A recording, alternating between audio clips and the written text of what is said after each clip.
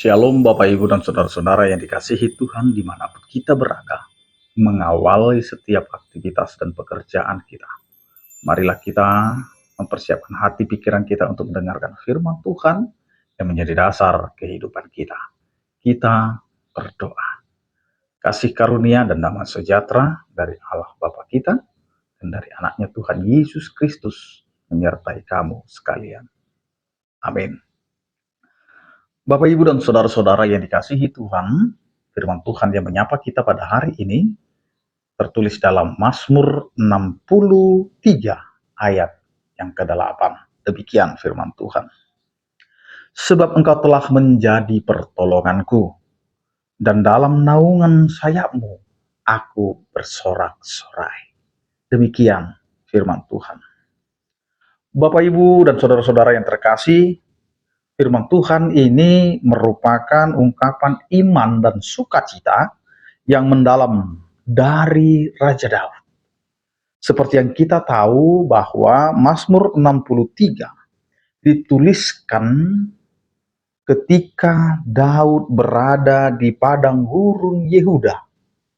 Sebuah situasi yang penuh bahaya dan ketidakpastian. Namun, di tengah kondisi yang sulit tersebut, Daud tidak berfokus pada masalahnya, melainkan pada kebaikan dan perlindungan Tuhan. Bapak, Ibu, dan Saudara-saudara, Engkau telah menjadi pertolonganku. Ini menunjukkan sebuah pengakuan yang kuat. Daud tidak mengatakan Tuhan akan menolongku, tetapi Engkau telah menjadi pertolonganku. Ini bukan hanya harapan di masa depan, melainkan sebuah keyakinan yang lahir dari pengalaman iman yang nyata. Daud telah merasakan berkali-kali bagaimana Tuhan bertindak dalam hidupnya.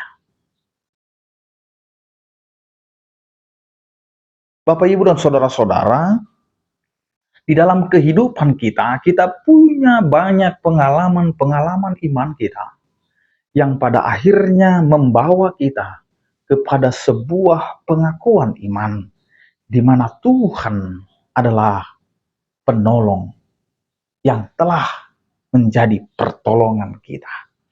Dan inilah yang menjadi fondasi Daud, menjadi fondasi imannya dalam mengakui perbuatan Allah. Ia tahu bahwa Tuhan yang sama yang telah menolongnya di masa lalu akan terus menolongnya di masa ini dan di masa yang akan datang. Demikian juga Bapak, Ibu, dan Saudara-saudara, di dalam hidup kita mungkin seringkali kita merasa tertekan oleh masalah. Kita bisa belajar dari Daud untuk melihat kembali apa yang sudah kita lewati dalam perjalanan hidup kita. Dan apa yang bisa kita lihat di masa depan. Coba renungkan, di masa-masa sulit, mana saja Tuhan telah membuktikan dirinya sebagai penolong bagi kehidupan kita. Mengingat kembali kebaikan Tuhan, masa lalu dapat menguatkan iman kita untuk menghadapi tantangan dari hari ke hari, bulan ke bulan, tahun ke tahun.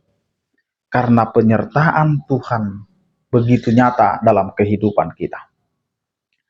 Dalam naungan sayapmu aku bersorak-sorai. Metafora naungan sayap adalah gambaran yang sangat indah dan menenangkan. Ini seringkali digunakan dalam Alkitab untuk menggambarkan perlindungan dan kasih sayang Tuhan yang setia. Seperti seekor induk ayam yang melindungi anak-anaknya di bawah sayap dari bahaya. Demikian juga Tuhan melindungi kita. Disinilah kita mau diarahkan bahwa hanya Tuhan sajalah yang menjadi tempat perlindungan kita sebagai orang yang beriman dan percaya kepada Tuhan. Karenanya Bapak, Ibu, dan saudara-saudara, mari kita bersorak-sorai. Karena sorak-sorai kita adalah sorak-sorai karena Tuhan adalah dasar iman kita dan dialah tempat perlindungan kita. Sehingga sukacita kita tidak ada yang bisa mengambilnya karena Allah yang telah menyediakan sukacita itu dalam kehidupan kita. Amin, kita berdoa. Terima kasih Tuhan atas penyertaan-Mu yang memberkati kami, sehingga kami dapat menjalani setiap kehidupan kami hanya di dalam penyertaan kasih setia.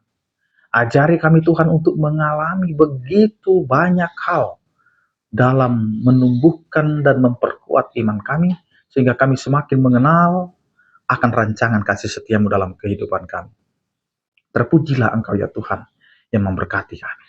Berkatilah kehidupan kami dan setiap orang percaya.